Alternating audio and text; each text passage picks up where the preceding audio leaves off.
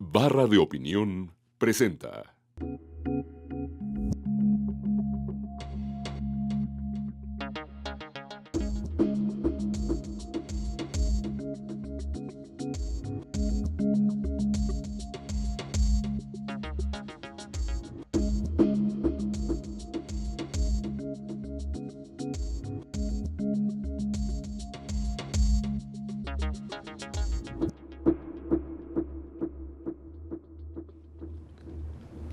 Buenas noches, bienvenidos a una emisión más de Entre Tres.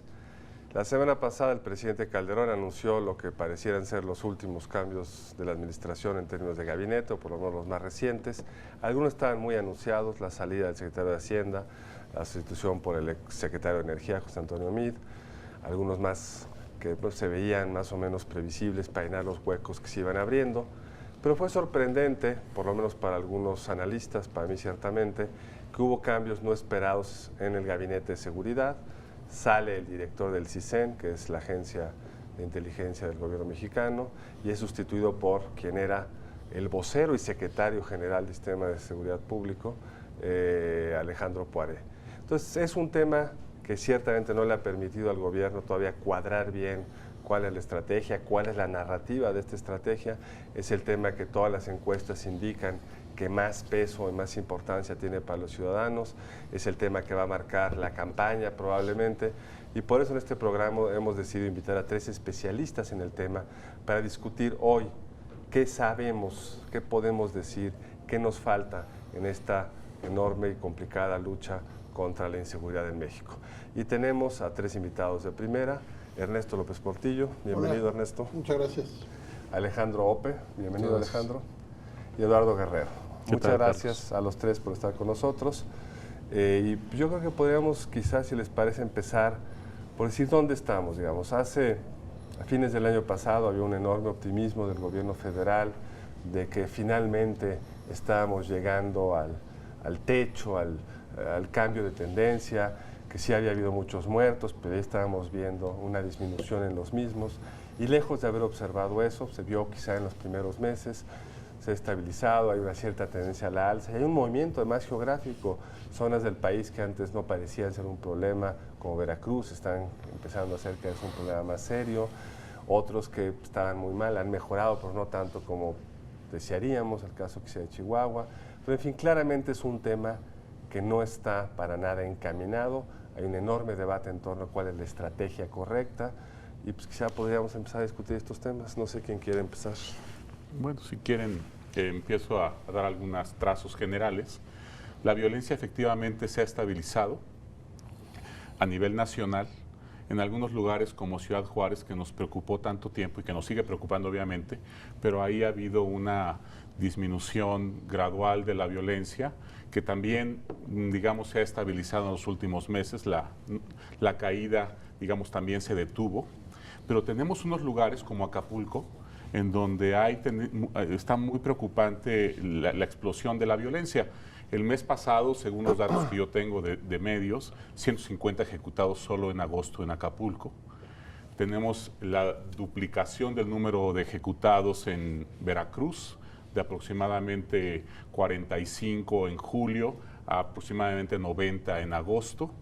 Tenemos el problema tremendo también en Monterrey, una violencia pues con estos eventos como Casino Royal, como lo de Sabino Gordo, de al parecer mafias que extorsionan negocios, con un número de muertos espectacular, que también está pues llevando los niveles de violencia a 100 ejecuciones mensuales, 120. Entonces, pues es un panorama de claros oscuros. A mí me parece que en algunas cosas, en algunas zonas parece mejorar el asunto, en otras empeorar. El asunto ha cambiado de naturaleza en algunas regiones por el asunto de la fragmentación de los cárteles y esta aparición masiva de mafias, de grupos mafiosos locales que extorsionan, que secuestran, ¿no? Entonces, y aquí los gobernadores y los alcaldes tienen que, pues ya no pueden eludir el problema, tienen que enfrentarlo, tienen que ser creativos, tienen que ver con esos pocos recursos y capacidades que tienen cómo maximizar su impacto para poder sobrellevar esto contenerlo y eventualmente disminuirlo, ¿no? Ahora, parecería que uno de los temas que está ahí, de las capacidades locales, tiene que ver también con los cambios de gobierno. Parecería una cierta asociación o causalidad entre dos estados cuyos gobernadores entraron recientemente, Guerrero y Veracruz, y un cambio importante en la tendencia. ¿Por qué una misma política federal está generando mosaicos tan distintos a nivel estatal? ¿Y qué explica el relativo éxito de Chihuahua? ¿Qué podemos aprender, como en su momento Tijuana, que yo estuve hace una semana y claramente en Tijuana la situación ha mejorado de forma muy importante? ¿Qué nos dicen estos contrastes? Estados que se deterioran muy rápido y estados que entran en una tendencia de mejora más o menos pronunciado. ¿Cómo nos puede servir esto para entender el fenómeno de la violencia en México? Yo propondría dos cosas. Primero, efectivamente, en algunos casos ha habido incrementos de violencia asociados con cambios de gobierno a nivel estatal, pero es interesante que en otros no. Pienso, por ejemplo, el caso de Aguascalientes o el caso de San Luis Potosí, aunque digamos ahí hay un tal vez más ambiguo. Es probable que haya arreglos ahí muy locales, muy específicos, que se rompan al momento de cambiar un gobernador, aunque es probable que esto sea mucho más notorio a nivel municipal que al nivel estatal. Efectivamente, yo creo que hay unas divergencias importantes en el comportamiento, pero eso no es nuevo. 20 municipios más o menos explican la mitad de los homicidios vinculados a la delincuencia organizada, según la base de datos de Presidencia, entre diciembre de 2006 y diciembre de 2010. Ciudad Juárez por sí solo explica casi 20% de ese total. Lo que yo creo que estamos observando es que o sea, el impacto de la delincuencia organizada es altamente diferenciado dependiendo de qué tipo de flujos de ingresos se generen en ese punto, qué tipo de organización esté presente, que yo creo que también puede haber diferencias importantes, qué tipo de organización mafiosa se extienda a redes específicamente. Por ejemplo, y hay casos donde hay mucha violencia, pero es mucho menos visible o al menos mucho menos espectacular. El caso de Sinaloa, ¿no? Que tiene el segundo lugar nacional sobre todo el periodo, pero pues, del cual prácticamente nadie habla, ¿no? Está como en el campo, está en la sierra. Una parte de esa violencia puede ser rural y puede estar asociada al fenómeno de producción de narcóticos o de trasiego de los mismos, y esto es mucho menos visible que un caso como el Casino Royal en pleno Monterrey, ¿no? Ahora, nadie está exento, las cosas se mueven con una enorme rapidez. Los dos grandes puertos que conectan la Ciudad de México, Acapulco y Veracruz, que fueron muchos años razonablemente pacíficos, hoy están en una situación pues, de mucha preocupación. ¿Qué podemos esperar? Es decir, en estos dos lugares, en los lugares que nos rodean, Morelos ha tenido un incremento muy notable en el número de asesinatos vinculados con el crimen organizado. Digamos, ¿qué mensaje le podemos mandar a la ciudadanía de se pueden anticipar hacia dónde van los problemas? Si alguno de estos estados va a tener una tendencia creciente, o sea, ¿cuáles son los fenómenos que explican los cambios de tendencia, Ernesto? Pues es que esta pregunta que haces es una de las más importantes preguntas que no están siendo adecuadamente contestadas por nadie. Y ese es el primer problema, que es los límites para identificar el problema, caracterizar el problema con claridad. Digamos, si uno está pensando cómo repartir agua en una zona, cómo lograr una distribución adecuada de agua, cómo lograr acceder a educación, bueno, ahí puedes identificar, caracterizar los problemas con más claridad. Estamos enfrentados a un problema enorme. En general, la violencia es difícil caracterizar sus causas, pero la nuestra es además una violencia con una dinámica extraordinaria de cantidad y calidad en términos de modificación, de transformación. Estamos tratando de entender la violencia de una manera y resulta que se ha movido ya en formatos y en su geografía. Yo sacaría de la mesa cualquier uso de la palabra éxito, porque lo que me parece que nos toca en este momento, con todo el trabajo que nos cueste, es reconocer el tamaño de la tragedia en la que está este país. No hay estudio publicado, ni tampoco el tiempo suficiente para hacer estos estudios que hoy nos permita caracterizar una práctica institucional o una política pública como exitosa en este país.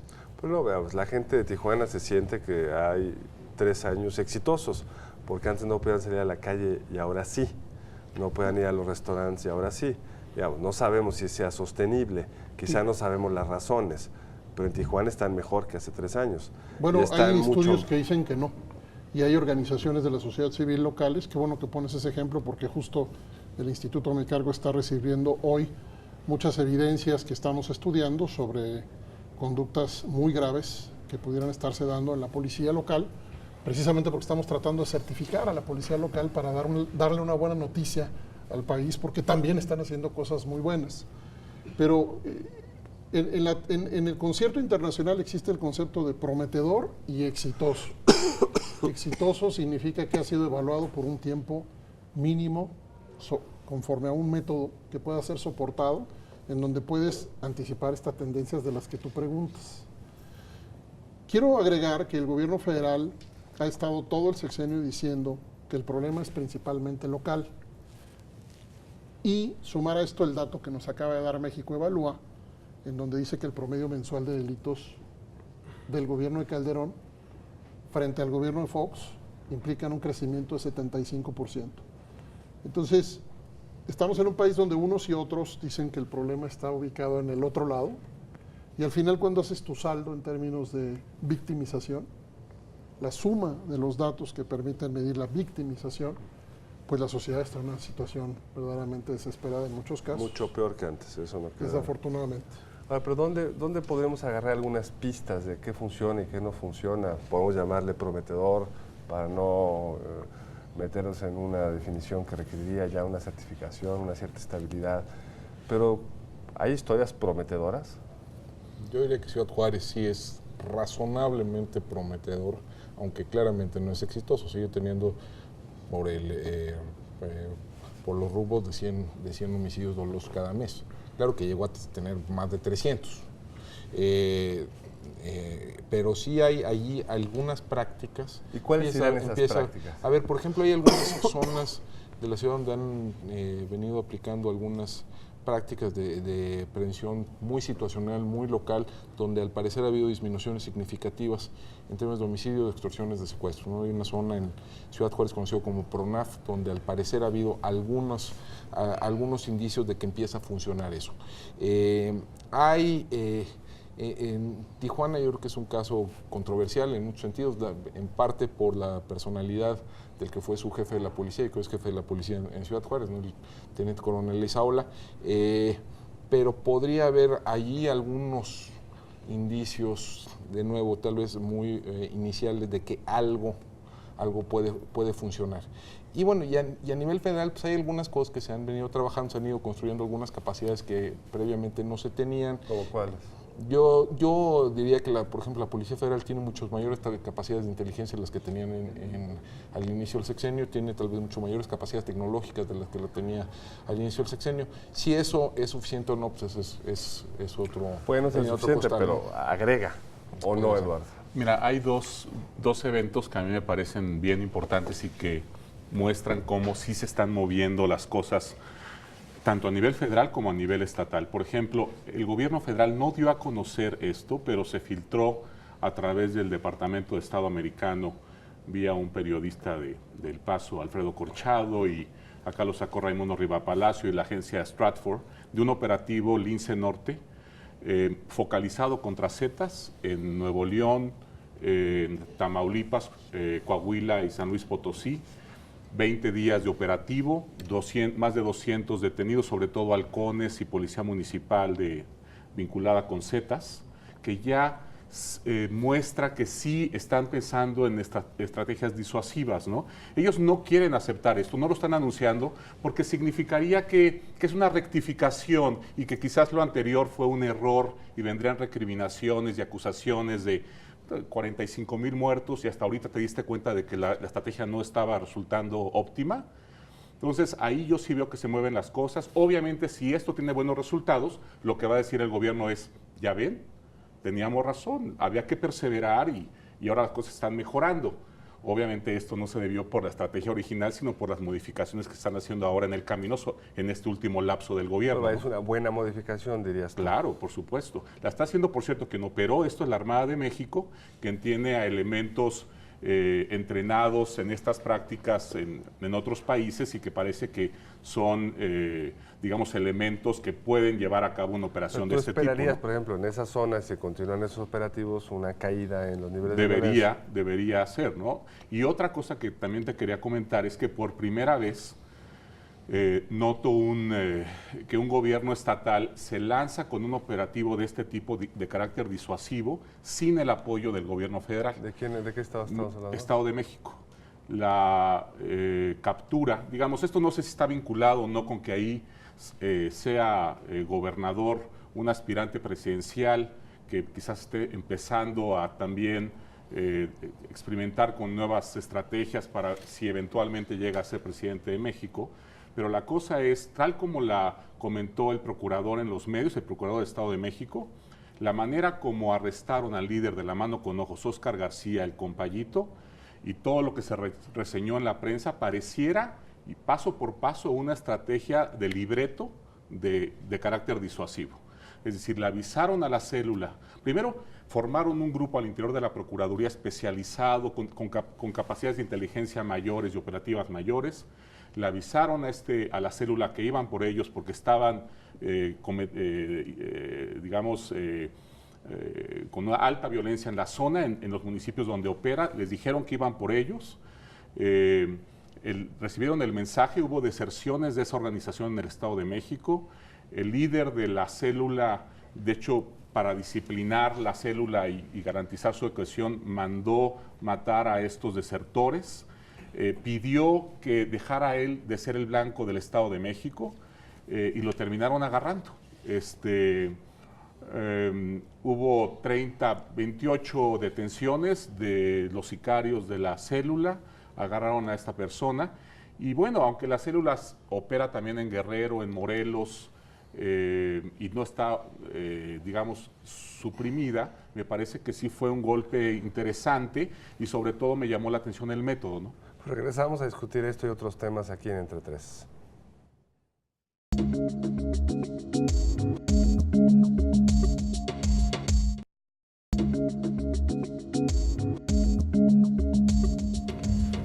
Bueno, seguimos platicando aquí sobre las opciones, las alternativas frente al problema de la inseguridad y hablábamos en el último segmento sobre la importancia de la inteligencia, de lograr una información que sea procesada con claridad profesionalmente y que uno de estos elementos podría darnos armas, herramientas para la disuasión y la disminución de la violencia en el país. No sé, Ernesto, si veas tú, si tengas una apreciación distinta a la que nos presentaba Eduardo hace unos momentos. No, desde luego respecto al caso no tengo nada que discutir porque no lo conozco, pero creo que el análisis tiene que ser como en múltiples niveles de las capacidades del Estado, pero también de la sociedad.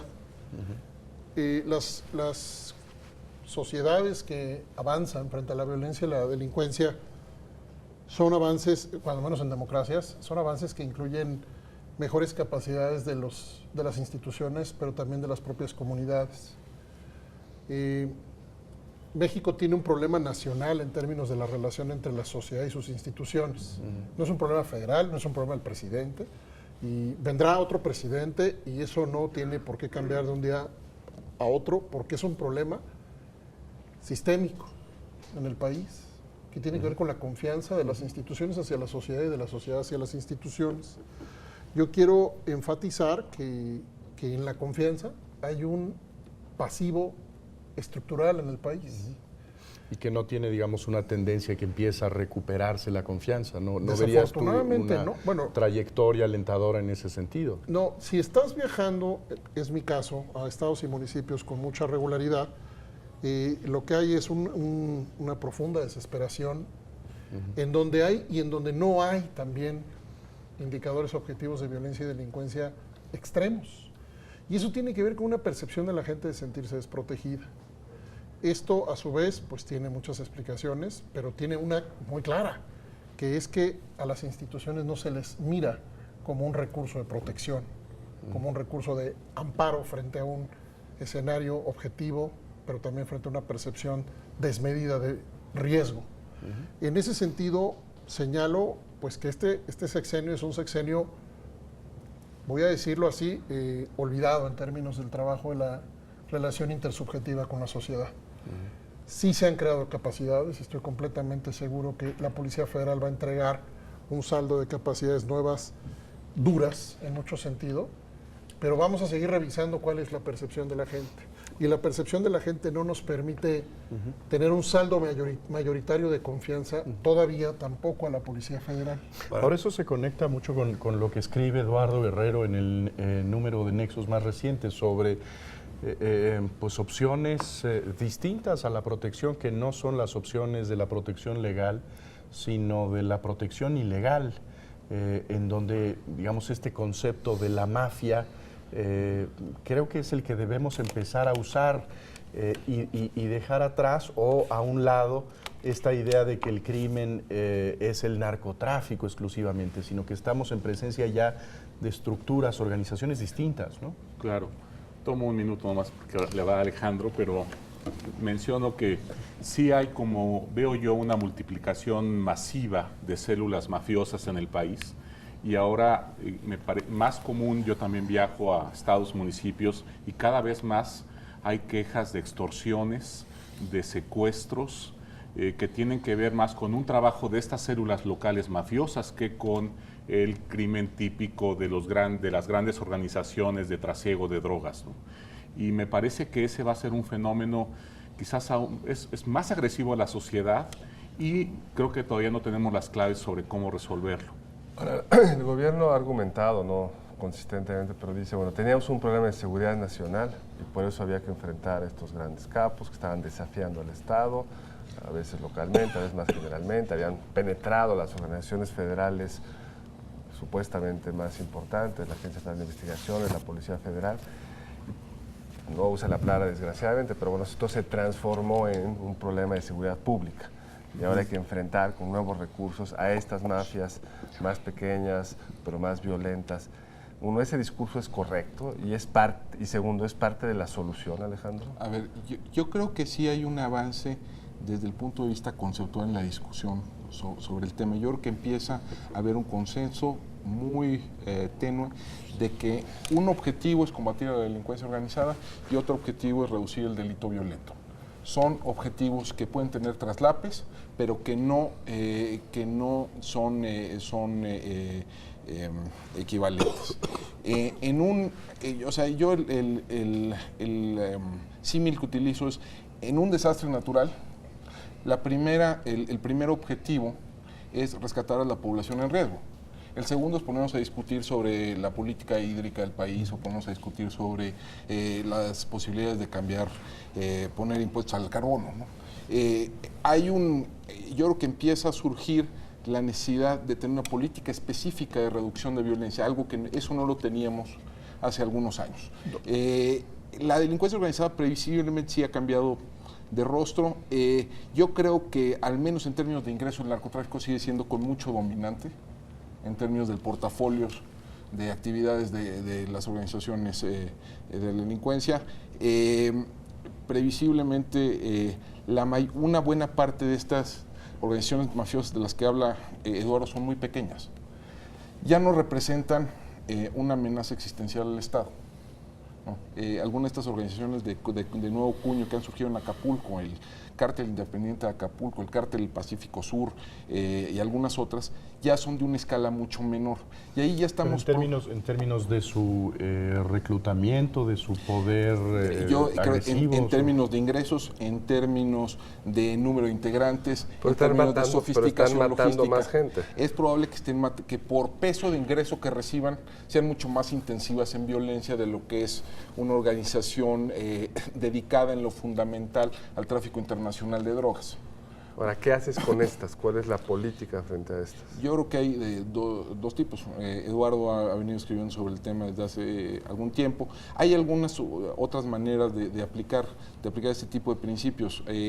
Una posibilidad es que hubiera un compromiso explícito de las autoridades federales o locales, en su caso, de atender prioritariamente algunos tipos de actos de violencia, particularmente serios. Pienso, no sé, incidentes con 10 o más víctimas, ¿no? Incidentes que involucran a menores de edad, incidentes que involucran a policías. Poner algunas líneas, algunas rayas en la arena que no se han puesto de manera muy explícita o muy clara en estos años, ¿no? ¿Y ya tienen los estados las capacidades institucionales en caso de que esa fuera la solución para poder hacer que se cumpla la línea que pusiste en la arena? Previsiblemente muchos no, algunos tal vez sí. El gobierno federal yo creo que sí tiene capacidad para poner la raya en la arena en algunos casos. Ejemplo, casos con 10 o más víctimas no han de pasar de algunas decenas en el año. Es que yo creo que entraste muy bien y saliste muy mal. Me explico. No. Si es cierto que estamos en capacidad de centrar al menos una parte importante de nuestra política pública en el combate a la violencia, sería una gran noticia para el país. Pero donde disiento es en nuestra capacidad de reconocer hoy la debilidad institucional, precisamente empezando por los diagnósticos de la violencia. Hay una nota que acaba de publicar el Universal, no recuerdo la fuente, probablemente la recuerden ustedes, donde la principal causa de muerte de los jóvenes por primera vez son los homicidios, no los accidentes. Es una nota que acaba de salir. Yo no sé con cuántos municipios... Esto a nivel nacional. A nivel nacional. Eso es 2007 noticia, para acá. Una noticia terrible, Es una noticia aterradora. Es un dato Por espeluznante. eso me causa problema hablar de éxitos en una sociedad en donde nuestros jóvenes mueren por homicidio principalmente. Pero necesitamos el diagnóstico concreto y la distinción clara en las políticas de para qué hacemos las cosas en cada caso. Y un aspecto más, el tema militar y el tema civil. Dicen los que defienden lo logrado en Colombia que uno de sus grandes activos es haber podido coordinar a las autoridades civiles y a las autoridades militares. Yo les doy dos casos recientes, dos informaciones recientes que no me permiten concluir nada, excepto que las cosas podrían no ir en el camino que queremos. En el Alcázar me tocó acompañar al doctor Narro a presentar la propuesta de la UNAM, y una de las cosas muy importantes que dijo García Luna fue que el ejército está reduciendo sus intervenciones en términos de soporte federal, porque la Policía Federal tiene las capacidades necesarias para hacerlo, y que el gran desgaste del ejército es estatal y municipal. Después nos enteramos que está aparentemente por solicitar, o ya solicitó, el ejército presupuesto suficiente para 18 nuevos batallones GAFE, precisamente para desplegarlos en actividades de combate a la delincuencia organizada. A lo que voy es muy sencillo en tus preguntas de futuro. O este país tiene autoridades coordinadas, o no hay política que valga. Si se fragmentan los procesos de construcción de información y de aprovechamiento de la información, ni este país ni ninguno pues, puede construir una política ordenada, eficaz, de largo plazo, sostenible. Entonces, mi pregunta es, porque yo tengo la duda de hacia dónde vamos en términos militares y civiles en la política en México. Yo no tengo la certeza de que no tengamos la necesidad de seguir transfiriendo el control de autoridades históricamente civiles a autoridades militares en términos de decisiones en materia de seguridad. No porque yo quiera que suceda así, sino por el tamaño de la problemática frente a las capacidades reales a lo largo del país en términos precisamente de la violencia. Fíjense que en mi experiencia como consultor, estos problemas que parecen como inabarcables, como imposibles de abordar o de resolver, resultan ya cuando los pones en la mesa y cuando los trabajas y cuando los descompones en partes, muchas veces mucho más sencillo de lo que tú pensabas, ¿no?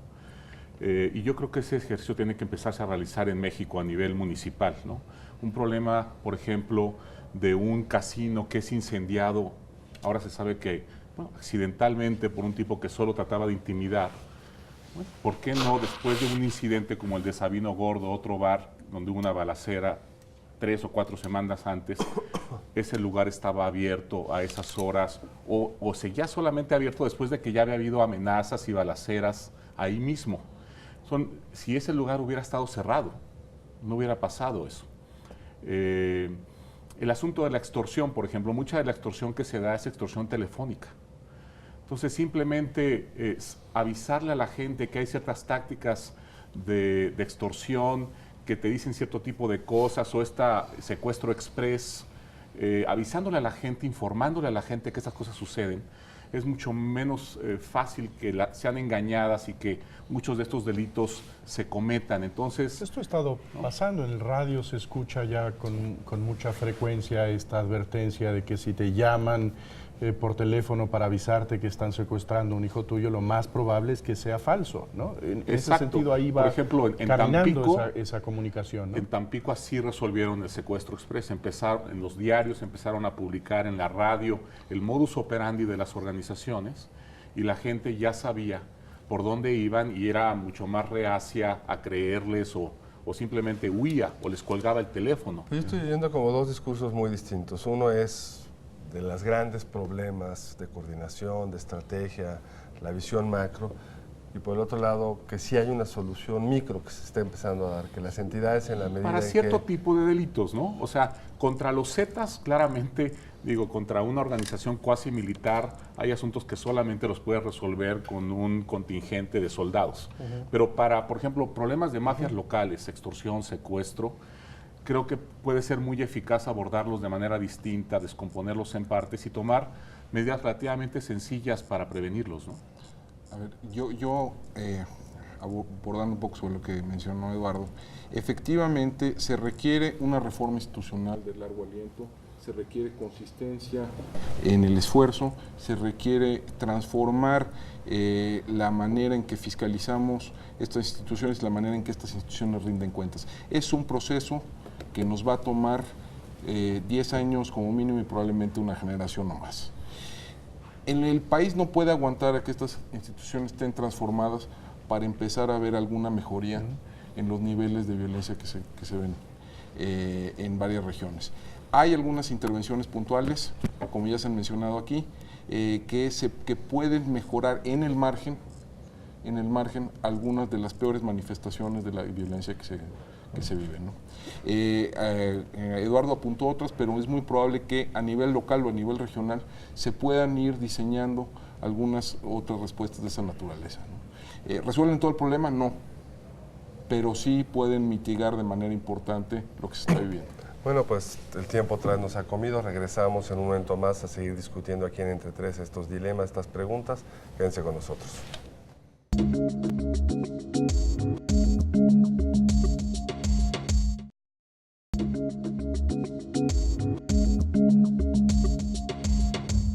Bueno, seguimos hablando aquí sobre el tema que decíamos será el tema no de este sexenio ni del arranque de la próxima administración, sino seguramente de la próxima década y nos decías también seguramente de esta generación. Y lo que me parece interesante de lo que hemos hablado es que hay una discusión sobre cómo enfocamos el problema, cómo detectamos la enfermedad, cuáles son las estrategias, pero en este abanico de opciones parece que lo que está fuera del escenario es esta urgencia que de repente se oye en el discurso público de cambiar una serie de leyes, esta fantasía de que en el momento en que cambiemos las leyes ya se resolverán las cosas. Yo creo que ese quizá es un avance importante de nuestra discusión, que ya le estamos poniendo menos velitas a la legislación. No sé, Ernesto. Me parece que sí estamos disminuyendo, porque la experiencia nos ha permitido ver que las reformas han sido muchas y los resultados han sido pocos. Sí nos estamos moviendo en términos de reformas deseables en muchos casos. La reforma penal me parece que hoy, a pesar de todo, nos da mejores noticias de las que teníamos hace muy poco. No había, pues. México llegó tarde a la reforma penal adversarial, oral, acusatoria, con respecto a la región latinoamericana, ¿no? Entre paréntesis, uno de los líderes de estos temas dijo que México es el único país que nació con la reforma y con la contrarreforma, por el capítulo de delincuencia organizada y todo el régimen de excepción, que no es menor porque siguen en tensión esos dos sistemas. Para la ONU, por ejemplo, el tema asociado con arraigo en México es un tema particularmente grave. Pero la agenda pendiente sí tiene que ver ya mucho más con nuestros diseños institucionales y con la forma como las instituciones operan. La agenda pendiente tiene que ver con, detrás de esa confiabilidad a la que yo hablaba, pues la capacidad de tener diseños institucionales en la policía que nos den una respuesta profesional y eficaz, sostenible. Y ahí tenemos un dilema enorme. Cuando se aplican las evaluaciones, los resultados son tan graves en términos de aprobación y desaprobación que los estados, los municipios han decidido reservarse la información para el público. Entonces, hoy tenemos un dilema enorme en esa área porque si se aplican todas las pruebas y se cumple con la norma, hay mucha gente que no puede realizar la función. Y si no se aplican, te quedas con mucha gente que no puede realizar la función. A mí me decía una gente que está en el terreno de juego que no puedes aplicar esa norma, porque en el terreno de juego necesitas gente pues, malona, necesitas estar seguro que no es un asesino a su vez, pero... No, eso es una barbaridad. Sí. Eso es una barbaridad. Eso ¿Tú está... no crees en esa historia? No, Es no, que tú yo- ves a los policías en cualquier lado y tienen sus lados ahí Sí, pero duros, no son- operativos. No, eso que dices tiene consecuencias gravísimas para la conclusión de cualquier ciudadano. Puede decir que, bueno, entonces cedamos un poco el espacio de control No, sobre la pero policía. tiene que ver, digamos, con qué es lo que está, con qué es lo que se está buscando, que digamos puede haber una historia en donde pudo haber quizá habido consumo de alguna droga anteriormente. Y con eso estás fuera. Eso imposibilita Eso que está haya mal. un policía Pero profesional define que malón. sea... No, eso Define no malón. refería. No, pero tiene que ver, digamos, con cuáles son los exámenes que estándares. estamos, cuáles son los estándares. Parece que están muy mal en ese sentido. Que respete los derechos humanos y que haya profesionalismo, que haya un conocimiento de Que la, le de controle la los ley. ingresos, todo eso. Mira, los países muchas veces lo que hacen es concentrar a los malones, ponerlos en unidades especiales, llevarlos a tareas gravísimas en términos de delicado y desmembrar las unidades. Porque se te corrompen, se te enferman. Rapidísimamente. Sí, rápido hay que desmembrar. Entonces, ¿cómo ven estos dilemas de reformas, operación, leyes, prácticas? Yo las veo muy importantes, pero yo ya también me volví escéptico, sobre todo del cambio, digamos, a nivel federal. O sea, creo que tiene que haber un trabajo legislativo muy serio y muy profesional, pero a nivel estatal. Y tiene que adecuarse la reforma a la situación de las fuerzas a nivel estatal. Por ejemplo, en un lugar, en un estado donde ya la policía está completamente cooptada por el crimen organizado, quizás ahí el asunto del mando único sea una opción muy importante y necesaria. Pero en un lugar como Yucatán, quizás Querétaro, donde tienes policías poco infiltradas, pues a lo mejor ahí no vale la pena esa reforma, sino otras, ¿no?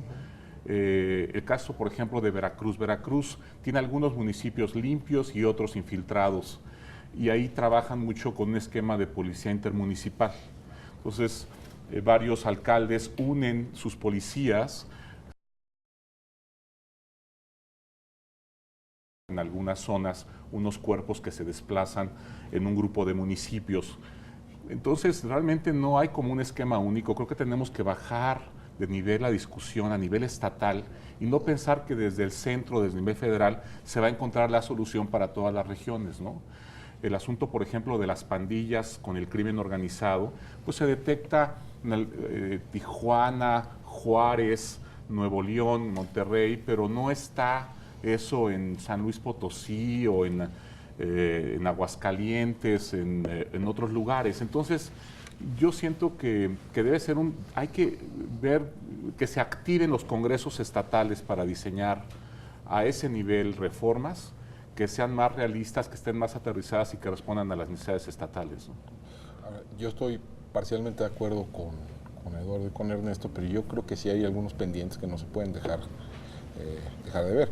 A ver, todavía no se hacen las reformas al Código Penal y al Código de Procedimientos Penales consistentes con la reforma constitucional del 2008. Todavía está atorada en el Congreso varias modificaciones en materia de lavado de dinero, que sí serían importantes tener esos instrumentos y de limitación del uso del efectivo que no se han aprobado.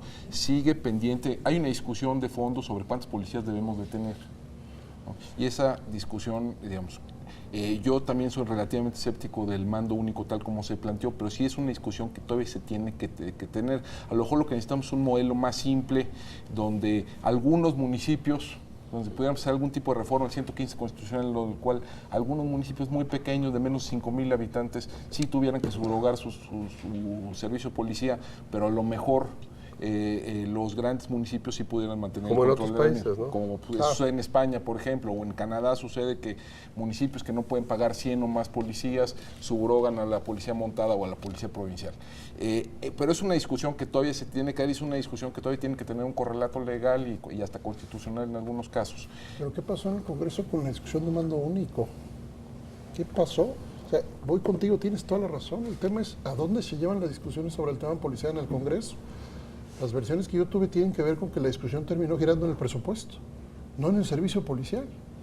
Necesitamos un sistema que haga esos acuerdos de los que estás hablando, por ejemplo, para que en efecto haya mecanismos de intervención en las policías locales, que las desarticulen o que intervengan el mando por el tiempo que sea necesario. Perdón la interrupción, pero lo que quiero decir es que hubo un periodo de discusión que no le arrojó a esta sociedad una solución, un modelo consensuado para avanzar hacia una policía coordinada, integrada, la que fuera, pero que tuviera el consenso y el acuerdo de las fuerzas políticas. Creo que estamos de acuerdo, pero estamos de acuerdo en que no ha culminado la discusión, Totalmente, la discusión no, eso, legislativa claro. en muchas materias. No es nada más un asunto de operación. Sí, el tema del lavado de dinero es claro, ¿no? Este está atorado y Hay otra que es, digo, que se envió esta ley de cadenas delictivas, que es una discusión que hay que dar. ¿qué es eso? Se envió en abril, es el equivalente a lo que en Estados Unidos llaman el RICO Act, que es cierta medida la criminalización de la pertenencia a una organización delictiva. Que hay que discutir los alcances, pero no es un tema menor. No es un tema menor. Entonces, yo siento que sí hay todavía una discusión muy amplia que hay que dar en el Congreso, y ya ni hablemos en los congresos estatales. Hasta donde yo entiendo, no más de 8 estados han culminado la transición al sistema adversarial, ¿no? Hay 8 estados que aún no han comenzado, que no han comenzado siquiera a hacer las consultas necesarias o a hacer las reformas necesarias a los códigos penales, a sus códigos de procedimientos, ¿no? Entonces, sí hay todavía ahí, a ese nivel todavía hay un trabajo muy importante que hacer. Hay pocos estados tienen profesionalización policial, estatutos básicos, tienen un problema enorme para ejercer los recursos que les da la federación porque sus normas tampoco están adecuadas para ejercer esos recursos en sintonía con las leyes federales. Entonces sí, pues yo siento que como yo he estado ahora más cerca, digamos, en municipios y eso, veo una urgencia a nivel local de que se modifiquen cosas. También lo veo en el federal. Yo siento que en lo federal también los efectos son como de más largo plazo y siento que hay una urgencia abajo porque las cosas cambien, ¿no? Ahora, hay historias locales, pues, por lo menos que habría que discutir, positivas. Una de las dificultades para los que vivimos en la Ciudad de México, y salimos menos que ustedes, toda esta discusión de la violencia, es que nos llega sobre todo por los periódicos, porque la Ciudad de México en muchos indicadores, no en todo, está mejor que antes y claramente mejor que otras entidades como Nuevo León, que antes estaban mucho mejor que la Ciudad de México. Y pues hay como muchas conclusiones que se tratan de sacar de la Ciudad de México, que aquí sí hay mando único, es decir, la policía no hay policías delegacionales, todas obedecen al jefe de gobierno, que aquí hay muchos más policías, hay una densidad policíaca mucho mayor. El jefe de gobierno diría, hay una política social más incluyente. No sé, digamos, ¿hay alguna lección de la Ciudad de México que podríamos sacar y que podría ser útil para otras entidades? ¿O realmente obedece a una serie de fenómenos muy circunstanciales, como aquí está la sede de los poderes federales, es solo una ciudad y no tiene, digamos, una zona más poco habitada? En fin, no sé.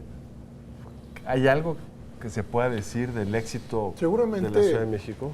Seguramente hay varios elementos combinados que permiten tener la situación que tenemos ahorita, pero siguiendo lo que decía Alejandro hace rato en términos de distinguir delincuencia organizada y violencia, yo siempre insisto que el Distrito Federal, el hecho de que no tenga violencia no significa que no tiene delincuencia organizada.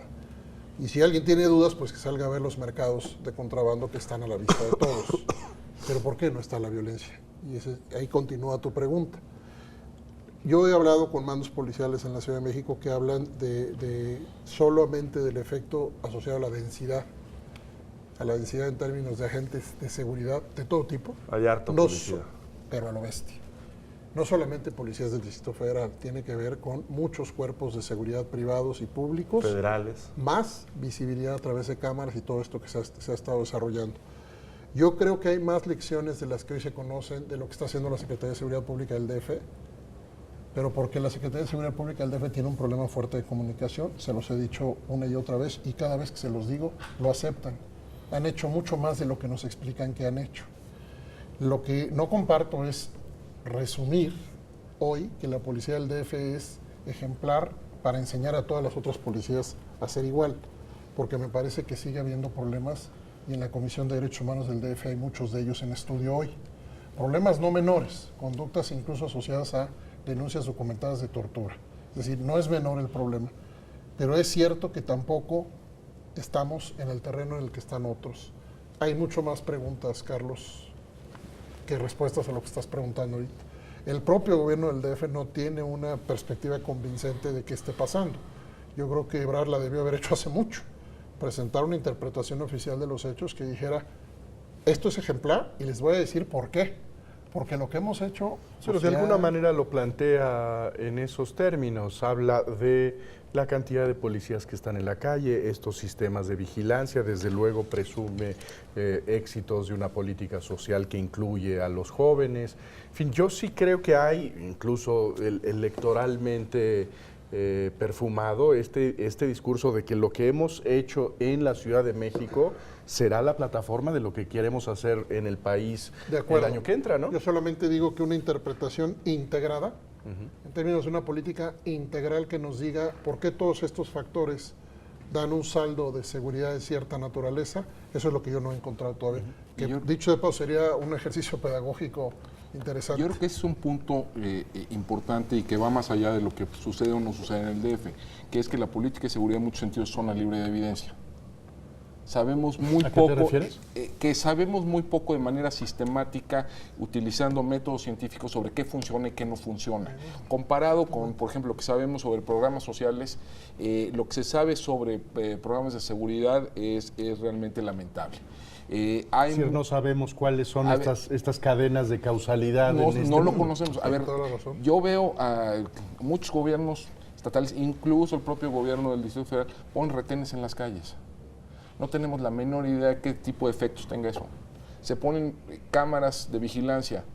No hay una evaluación sistemática y sostenida de qué tipo de efectos, de si incide o no en los niveles delictivos. En ausencia de eso es muy difícil saber qué funciona y qué no. Y es un problema bien serio porque no hay aprendizaje y no hay mejores prácticas, ¿no? Y no solo tiene que ver con política social asociada a la prevención del delito, tiene que ver con tácticas policiales, tiene que ver con prácticas institucionales, no sabemos. Entonces sí estamos a ciegas en este En muchos sentidos sí. En México sí, pero las evaluaciones sí existen en otros países. Y podemos tomar programas exitosos que en Estados Unidos, en lugares como Brasil me parece que tienen mayores avances que acá, o en Europa, y podemos empezar a aplicarlos aquí con algunas adecuaciones y obviamente ya irlos evaluando acá, pero no creo tampoco que partamos de cero, ¿no? Ahora, Brasil tiene mejores mecanismos de evaluación, cada vez mejores, y también tiene más muertos. Es decir, este tema es un tema que requiere siempre un análisis muy complejo y cuesta mucho explicar a cielo abierto las distintas variables. Pero esto que dice Alejandro, zona libre de evidencia, me parece un concepto muy afortunado y al mismo tiempo muy digamos, lamentable, principalmente por el aprendizaje. Bueno, hubo toda una cantidad de recursos que se puso en la Secretaría de Seguridad Pública con el objetivo de hacer estudios sobre estos temas y tampoco eso ha jalado, ¿verdad? No se ha... O los tienen y no los publican. Yo quisiera pensar que tienen más cosas y que no tenemos acceso a ellas. Yo creo que es contento. Cuando se despliega la policía, ¿qué pasa por desplegarla? ¿Qué cambios hubo? ¿Cómo se leen esos cambios? Hay dificultades metodológicas, digamos, inherentes, ¿no? En el sentido de que, por ejemplo, el despliegue de recursos de seguridad muchas veces está asociado positivamente, está asociado al incremento de la delincuencia. Gasto más porque hay más delincuencia, entonces la correlación me sale positiva. Entonces es difícil controlar factores en muchos sentidos. Bueno, tenemos ya el problema del tiempo, se nos escapó ya el programa. Les agradezco mucho que nos hayan acompañado esta noche. Creo que nos queda la claridad de la complejidad del tema. Creo que no podemos sacar una conclusión inequívoca de qué es lo que está funcionando y qué es lo que no funciona, pero creo que tenemos un buen antídoto para quien se nos presente dentro de poco para decir que la respuesta a este problema tan complejo es muy sencilla y que solo es que voten por él. Muchas gracias y buenas noches.